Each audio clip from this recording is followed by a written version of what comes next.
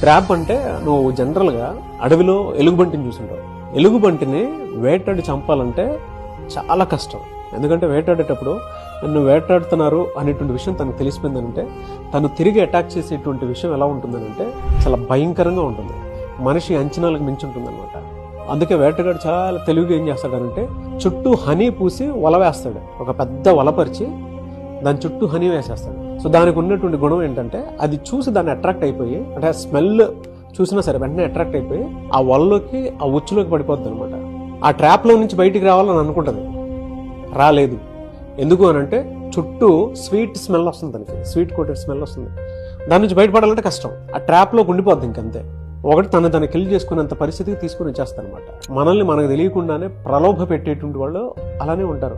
వాళ్ళ ఆలోచనలు, వాళ్ళ అలవాట్లు, వాళ్ళ వ్యసనాలు తెలియకుండా మనతో పాటే ట్రావెల్ చేస్తున్నట్టే ఉండి మనల్ని మభ్యపెట్టి వాళ్ళకు ఉండేటువంటి అలవాట్లు, చెడు సావాసాలు, వ్యసనాలు మనకు నేర్పించేసి వాళ్ళ ట్రాప్లోకి మనం తీసుకుని వెళ్ళిపోయి వాళ్ళకి ఏం కావాలో అది తీసుకుని వాళ్ళు ఎదుగుతారు, కానీ మనల్ని అక్కడే ఉంచేస్తారు.